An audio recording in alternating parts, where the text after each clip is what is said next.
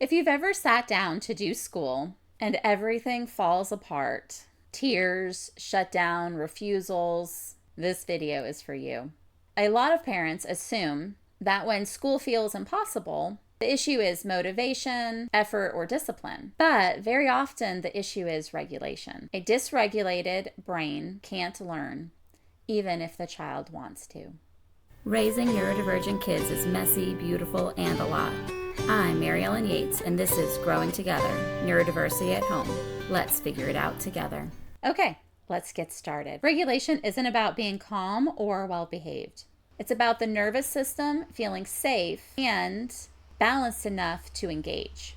Dysregulation can look like emotional outbursts, zoning out or shutting down, physical discomfort, or rigid thinking. These are not signs of defiance. These are signs that the nervous system is overwhelmed.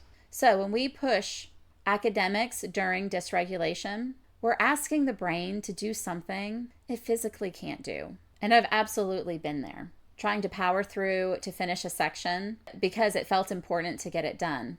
But do you know what the result was? The kid crying, whining, or screaming, obviously distressed, and me frustrated. And you know what? I still had to repeat that same material at another time because we both knew that the learning had stopped. The thing is, survival mode overrides learning, and memory and reasoning just go out the window. And because of this extra pressure, can be a long-term cost. This extra pressure can lead to increased anxiety around school, avoidance, damaged relationship with learning, and maybe even the relationship between child and parent, and them not trusting you to meet them where they are at.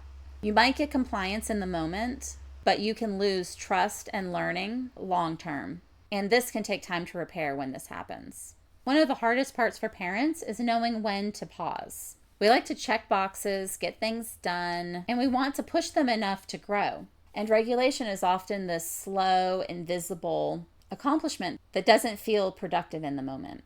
Signs that it's time to stop or to take a break will look differently for each child. Here are some common signals. Escalating emotions. They may raise their voice, speak rudely, irritable, argumentative. Physical aggression. Physical agitation.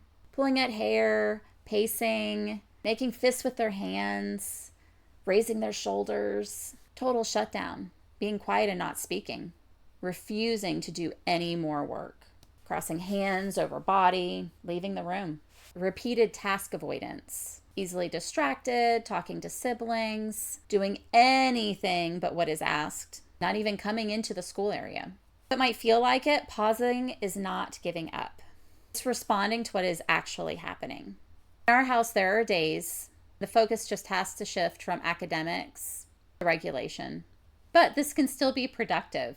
And what you choose to do will be different for every kid because they have different needs. You can provide calming activities such as puzzles, reading, listening to audiobooks, or even watching a movie together and cuddling, chatting about whatever they want to talk about, or just being together, being in the same room. Or they may need sensory support. That could be headphones, dimmer lighting, or encouraging loud kids to go outside so the kids that need some quiet can stay inside. So both needs are met. And sometimes regulation really is just rest. They can sleep in, take a nap, or choosing a quiet activity that lets their nervous system rest. These days aren't lost. You're building a foundation that makes learning possible for the future. And these regulation days protect long-term learning. When kids feel safe and supported, learning comes back faster. It reduces their anxiety, they're more willing to try, and they have better self-awareness. So we're not avoiding hard things, we're teaching kids how to handle them, and we're meeting them where they are, which sets them up for the most success. Regulation before academics